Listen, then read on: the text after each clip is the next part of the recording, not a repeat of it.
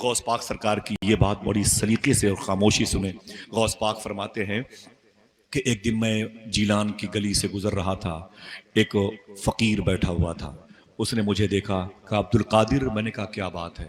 اس نے کہا عاشق بنو گے کہ محبوب بنو گے؟ دو ڈپارٹ ہے، سمجھ رہے ہیں؟ عاشق بنو گے کہ محبوب بنو گے؟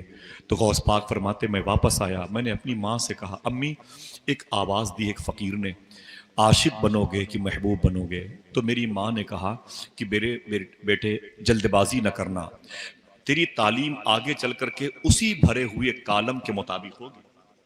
اگر تو آرٹ سائڈ میں فارم بھرے گا، سائنس سائڈ میں بھرے گا، تو جو فارم بھرے گا اسی حساب سے تعلیم ہوگی. بیومس کا فارم بھرے گا تو بیومس کی تعلیم ہوگی. عالم کا فارم بھرے گا تو عالم کی تعلیم تجھے حاصل کرنی ہے. میرے بیٹے جلد بازی مت کر، سوچ لے اللہ اس کے رسول کا حکم کیا ہے.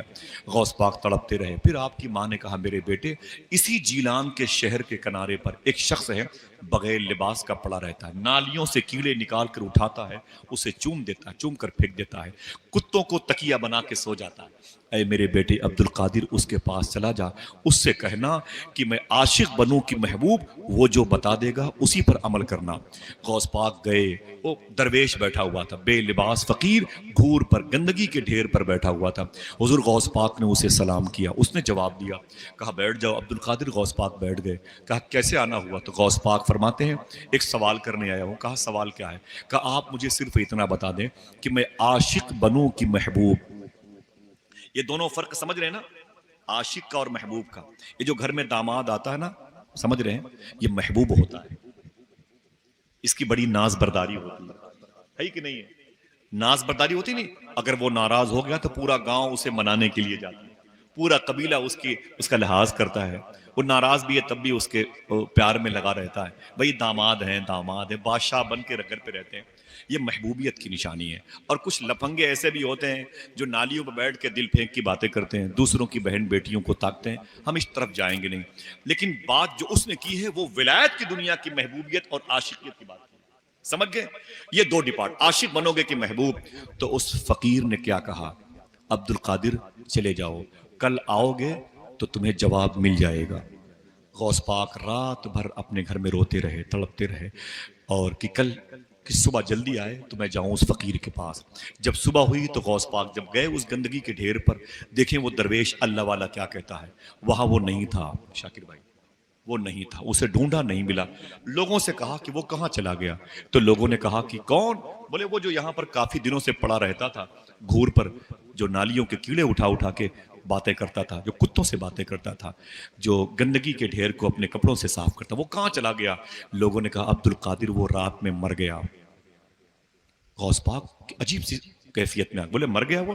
بولے ہاں مر گیا. بولے پھر اس کی تدفین، اس کو دفن کر دیا؟ جواب سنو آپ. لوگوں نے کہا کہ نہیں عبد القادر، اس کے مذہب کے بارے میں علم نہیں تھا.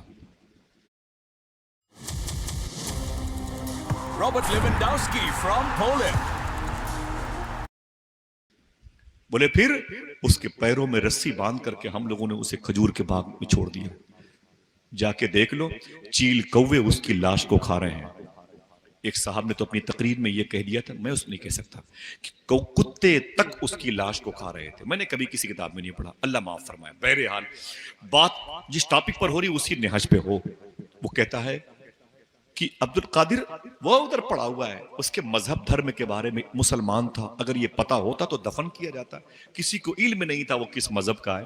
لوگوں نے پیر میں رسیاں باندھ کے کھجوروں کی باغ میں چھوڑ دی، چیل کوے اس کی لاش کو کھا رہے ہیں. جب حضور غوث پاک اس کے پاس گئے نا، تو خدا کی قسم چیل اور کووں کے درمیان اس کی لاش پڑی ہوئی تھی. نہ جانے جسم کے کتنے پرسنٹ گوشت چیل کوے کھا گئے تھے. باقی بچے ہوئے گوشت کی طرف ان کی نظریں عمیق لگی ہوئی تھی. غوث پاک سرکار نے دیکھا تو آنکھوں میں آنسو آ گئے، اور پھر کہتے ہیں واہ بھائی واہ، کمال کے آپ ہیں، کمال کے آپ ہیں، کمال کے آپ ہیں. رات میں آپ نے مجھ سے کہا کل آؤ گے تو جواب مل جائے گا، اور صبح سے پہلے آپ نکل لیے دنیا سے. ولی وعدہ شکن نہیں ہوتا، ولی وعدہ خلاف نہیں ہوتا، ولی وعدہ وفا کرتا ہے. آپ نے مجھ سے کہا کل آؤ گے تو جواب مل جائے گا، اور تم صبح ہی نکل لیے. یہ کون سا طریقہ ہے؟ رب کی دوستی کے آئین کے خلاف ہے. آپ کیوں انتقال کر گئے بغیر مجھے جواب دیے ہوئے؟ اور انتقال کرنا تھا تو عبد القادر سے بتا دیتے کہ کل میں مر جاؤں گا، جواب لے کے جاؤ. وہ جو چیل کووں سے نوچی ہوئی لاش تھی، اس سے آواز آئی، اے عبد القادر، میں نے یہ کہا تھا کل آؤ گے تو جواب مل جائے گا، سوال کیا ہے؟ غوث پاک فرماتے ہیں میں ٹھہر گیا، میں نے اس نوچی ہوئی لاش سے کہا سوال میرا یہ ہے کہ میں محبوب بنوں کی عاشق بنوں؟ سنیے گا اگر ادب سے، جس طریقے سے سن رہے ہیں باتیں بہت دور تک جائیں گی انشاءاللہ۔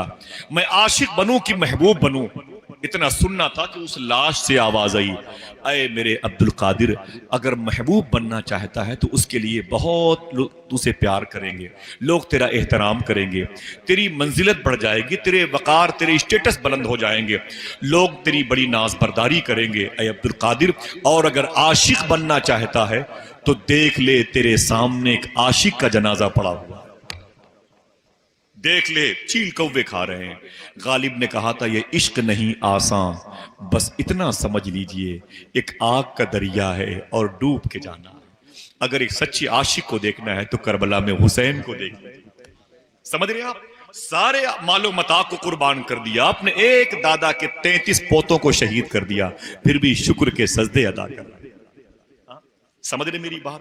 آواز ہے عبد القادر، اگر عاشق بننا چاہتے ہیں تو دیکھ تیرے سامنے ایک عاشق کا جنازہ پڑا ہوا ہے۔ اتنا سنا تو غوث اعظم سرکار نے اپنے دونوں بازوؤں کو اٹھایا، کہا او نوچی ہوئی لاش سن، اگر عاشق بننے میں اتنی تکلیف ہوتی ہے تو عبد القادر عاشق بن کے دکھائے گا۔